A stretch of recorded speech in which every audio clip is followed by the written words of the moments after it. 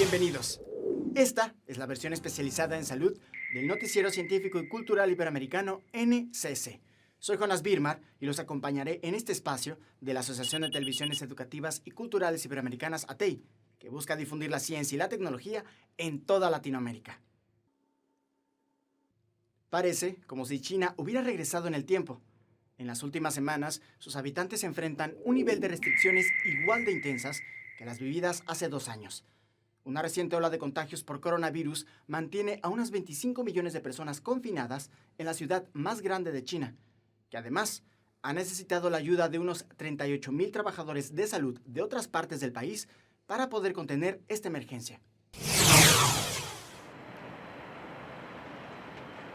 Calles prácticamente vacías en Shanghái. La mayor ciudad china amaneció con circulación muy reducida debido a las nuevas restricciones impuestas en el país por un brote récord de COVID-19. El país reportó el martes 5.280 casos de coronavirus en las últimas 24 horas, la cifra más alta desde la primera ola de la pandemia a principios de 2020, según datos oficiales. Al menos 13 ciudades chinas enfrentan confinamientos totales y varias otras tienen cierres parciales. En total, cerca de 30 millones de personas estaban confinadas el martes en el país. No entiendo qué pasa en otras ciudades. Las medidas de control funcionaban bastante bien antes y ahora empieza de nuevo. Nunca terminará. Creo que deberíamos escuchar al gobierno. Si nos pide que nos quedemos en casa, deberíamos quedarnos en casa. Si el virus puede ser controlado y podemos vivir normalmente, claro que será mejor. Pero eso depende de cómo se desarrolla el virus y las medidas de control tomadas por el gobierno. Después de la primera ola a fines de 2019 en la ciudad de Wuhan, China logró contener las infecciones mediante restricciones draconianas. Pero recientemente han surgido múltiples brotes vinculados a la llegada de la variante Omicron. Las cifras son pequeñas si se comparan con las de otros países, pero bajo la estrategia china de cero COVID hasta el brote mínimo es enfrentado con medidas severas. En total, el país registró alrededor de 120,000 casos de COVID y unas 4.600 muertes. La última víctima mortal de la enfermedad se remonta oficialmente a principios de 2021. Desde inicios de año, algunos países europeos levantaron sus restricciones de seguridad contra la COVID-19. Dinamarca fue el primer país de la Unión Europea que, a pesar de tener cifras de contagio importantes, tomó la decisión de levantar estas medidas. Una estrategia seguida por Suecia, Alemania, Francia y el Reino Unido. Ahora es Italia el país que libera sus protocolos de sanidad en busca de regresar a la normalidad. Tras más de 2 años, Italia deja atrás este jueves un inédito estado de emergencia que decretó cuando la pandemia solo era un temor en el resto del mundo. La idea del gobierno es emprender un proceso de aligeramiento progresivo de las restricciones hasta mayo, cuando se decidirá qué hacer con la mascarilla, que es todavía vigente en espacios cerrados. La noche del 31 de enero de 2020, el Ejecutivo italiano se reunía de urgencia tras la detección días antes de algunos casos del coronavirus en turistas chinos y la solución fue tajante: proclamar un estado de emergencia que acaba 790 días después. El final de esta situación inaugura un abril con reglas nuevas y bastante menos restrictivas que en el pasado reciente, empezando por una menor presencia del muy criticado certificado sanitario. Desde este viernes, el certificado ya no será obligatorio en las terrazas al aire libre de Italia, aunque todavía se tendrá que mostrar el pase básico en sitios cerrados. Tampoco se pedirá el pase sanitario para acceder al banco o a las dependencias públicas, mientras que la vacunación seguirá siendo un requisito indispensable en gimnasios o piscinas. Este nuevo periodo también supondrá cambios en relación con contagiados. Ya no será necesaria la cuarentena en caso de haber estado con uno, sino que bastará llevar mascarilla durante 10 días. Hace unas semanas, farmacéuticas encargadas de producir vacunas contra la COVID-19 pedían a la Administración de Alimentos y Medicamentos en Estados Unidos autorizar una segunda dosis de refuerzo para adultos mayores y personas con algún padecimiento que pueda comprometer su salud. Esto como medida de prevención para los meses que se aproximan. Una decisión que es seguida por el Reino Unido. en donde ya se dispone de un refuerzo extra para sus habitantes.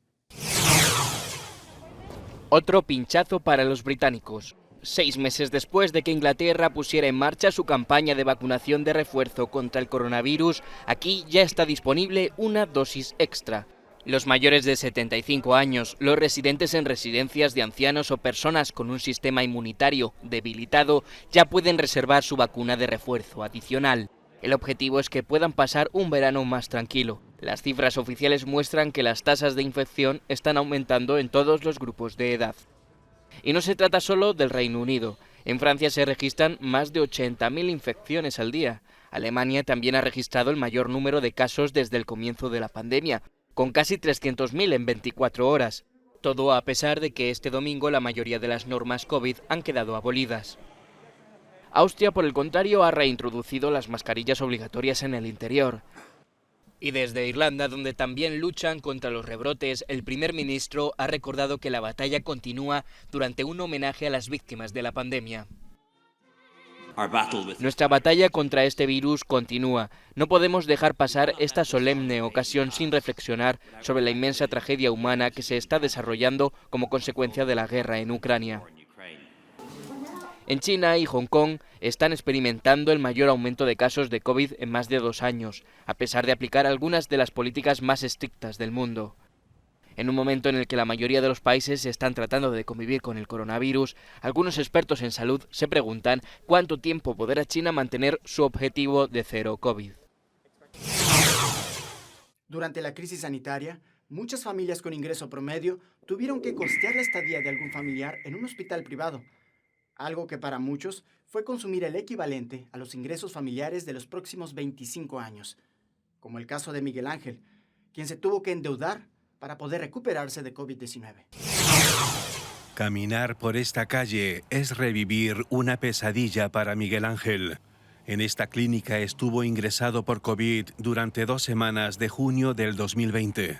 Tenía un seguro médico privado que no le valió por sufrir diabetes, una condición previa que anulaba la cobertura de COVID.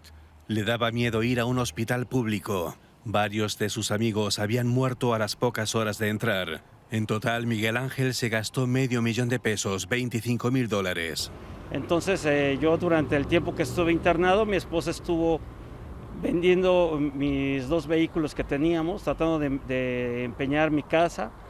Y entonces una de las cuestiones que le pudimos decir al director era que me aceptara el vehículo en favor de la cuenta.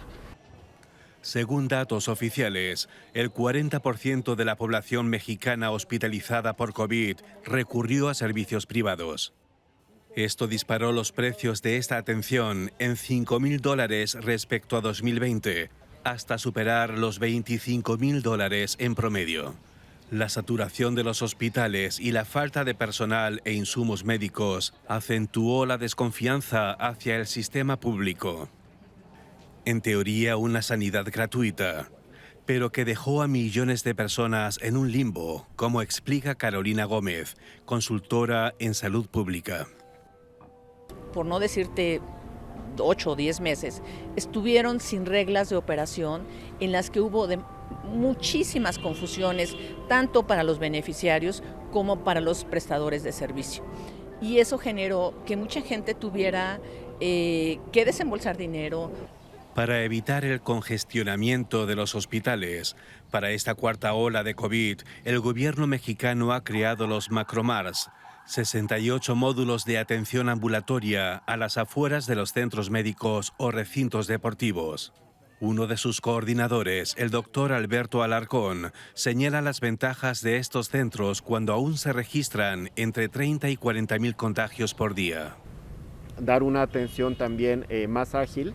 Modificamos un poquito el procedimiento de la atención para garantizar que los pacientes tengan la atención que necesitan, detectemos a los que están con datos de gravedad y pues también disminuyamos los tiempos de espera. La pandemia deja ya más de 309,000 muertos en México y también a miles de hogares empobrecidos. Miguel Ángel es abogado, pero tuvo que pedir prestado a muchos conocidos y tardó meses en devolver los préstamos. Su mujer no le decía que les faltaba dinero para no preocuparlo y que le subiese el azúcar, mientras la clínica amenazaba con sacarlo si no abonaba los $1.000 diarios solo por noche de hospitalización. Pues tuve que endeudarme, ¿no? Pues a veces cuando mi esposa me decía que tenía cierto dinero para comprar una medicina o comprar otras situaciones, pues faltaba, ahora lo sé, faltaba en casa la comida. Yo tengo 3 hijos. En muchas familias, el COVID significó arruinarse económicamente para salvar la vida. Con la pandemia, la población mexicana se ha vuelto más sensible a la atención sanitaria y la contratación de seguros médicos aumentó un 10% el pasado año para evitar gastos cada vez más desorbitantes. Todo parece indicar que la próxima ola de coronavirus se aproxima. Esto provocado por BA2, una subvariante de la variante Omicron, misma que ha resultado ser altamente contagiosa. Ante esto, Estados Unidos intenta proteger a las poblaciones más vulnerables, aprobando una 4ª dosis de refuerzo para personas mayores de 50 años. Los estadounidenses mayores de 50 años podrán recibir una 4ª dosis de la vacuna contra COVID-19. La autorización la dio el martes la FDA, la Agencia de Medicamentos de Estados Unidos. Las vacunas que se usarán serán la de Pfizer-BioNTech o Moderna, ambas de tecnología de ARN mensajero. La autorización llega en un momento en que las autoridades advierten sobre una posible nueva ola de la pandemia y cuando afirman que según la evidencia actual hay cierta disminución de protección con el tiempo contra los efectos graves de COVID-19 en personas mayores e inmunodeprimidas. La FDA se basó en estudios que demuestran que una dosis de refuerzo adicional, administrada 4 meses después de la última, mejoró la protección contra el COVID-19 grave y no se asoció con nuevos problemas de seguridad. Las personas inmunocomprometidas que ya han recibido 4 inyecciones, la última hace al menos 4 meses, ahora son elegibles para una 5ª dosis. La 4ª dosis de Pfizer estará disponible para personas inmunodeprimidas mayores de 12 años y la de Moderna para mayores de 18 años. Un estudio publicado por investigadores israelíes en el New England Journal of Medicine en marzo indicó que 3 dosis de vacunas de ARN mensajero aumentan los niveles de inmunidad y que la 4ª dosis restaura los niveles de anticuerpos a donde estaban después de la 3ª. La FDA también citó datos de un estudio en 154 trabajadores de la salud, cuyos niveles de anticuerpos, incluso contra las variantes Delta y Omicron, subieron 2 semanas después de recibir la 4ª dosis. Los expertos señalaron que los beneficios para las personas más jóvenes y saludables aún no están claros.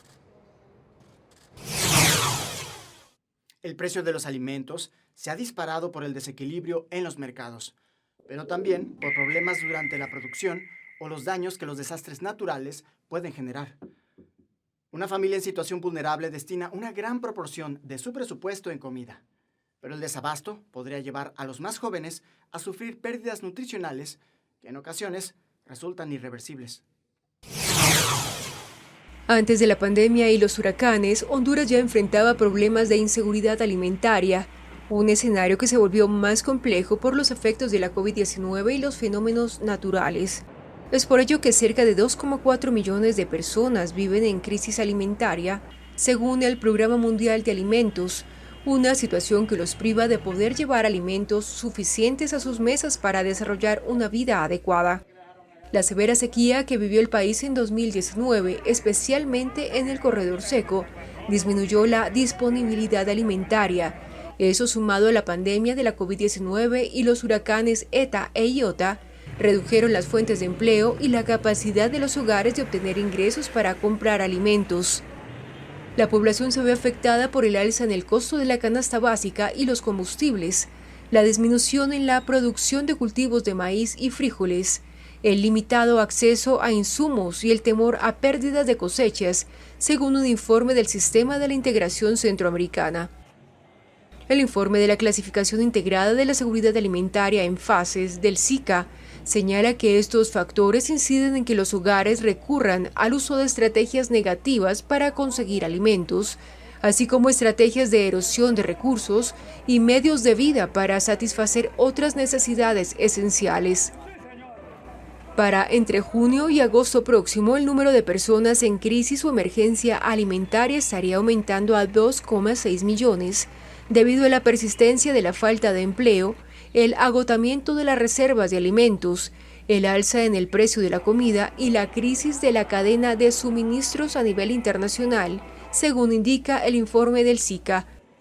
La falta de alimentos afecta más a los niños y adultos mayores en Honduras, donde el 23% de los menores de 5 años padecen de desnutrición crónica, según datos del Programa Mundial de Alimentos. El coma es un estado profundo y prolongado de inconsciencia, en donde la persona se mantiene con vida, pero es incapaz de mover su cuerpo o responder a los estímulos de su alrededor. Puede ser el resultado de una complicación en una enfermedad o lesiones importantes en el cráneo. Este estado, que puede durar algunas semanas, también podría prolongarse por años o décadas, como fue el caso de la siguiente historia. Hace 7 años que Manel Monteagudo volvió a nacer después de 35 años en coma. Le costó asimilar el nuevo rostro que vio en el espejo y muchas otras cosas más que habían cambiado, pero tuvo claro que aprovecharía cada instante de su vida para, entre otras cosas, dar las gracias a la mujer que lo salvó, su novia desde que él tenía 18 años y ella 15.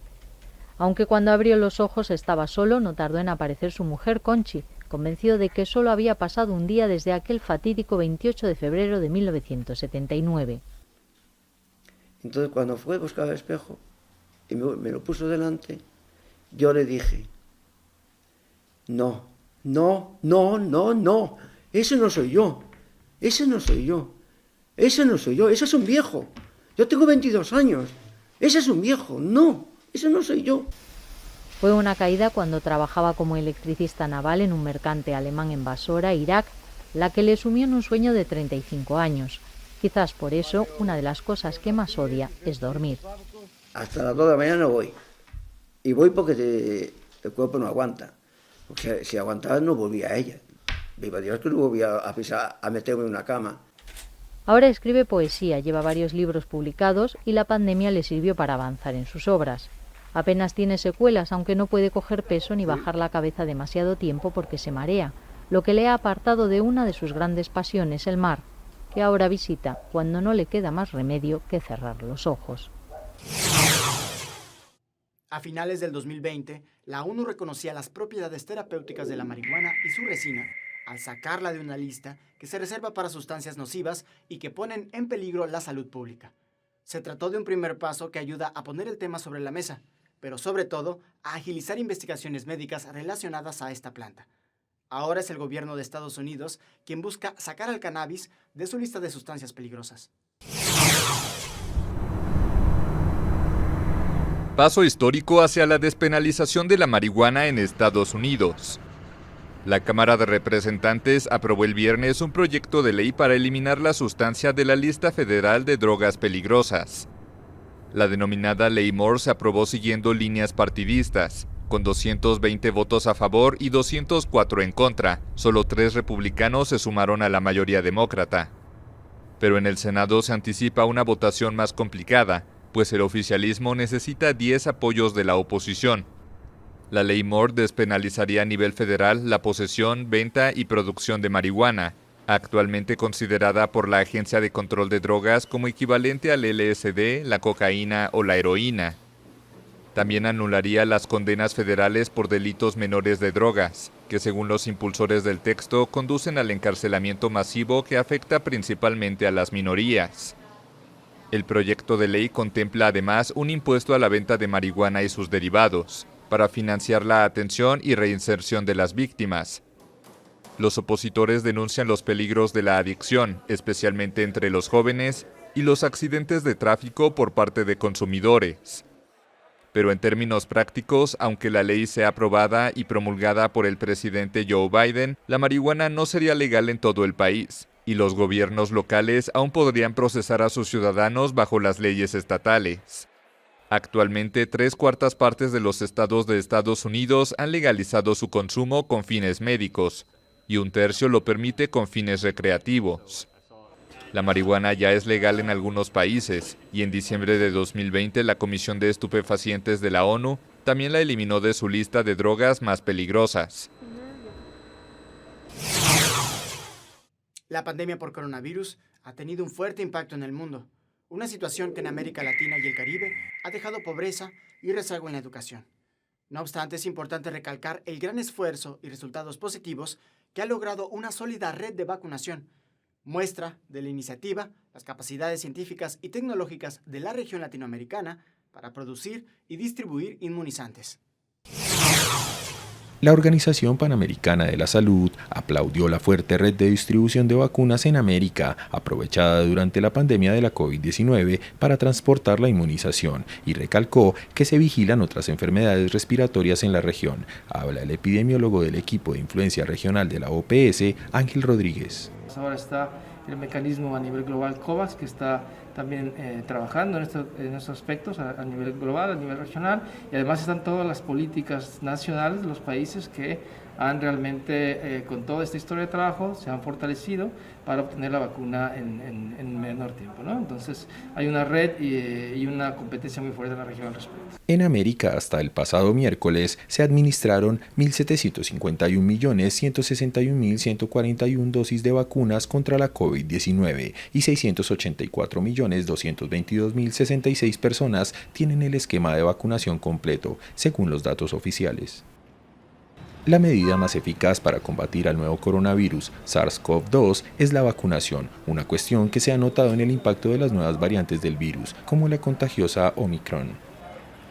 A pesar de que Omicron sea más contagiosa, hay una cobertura de vacunación importante de 2 dosis, completa y con refuerzo, que ha permitido disminuir la gravedad de los casos con factores de riesgos, agregó el funcionario de la Organización Panamericana de la Salud.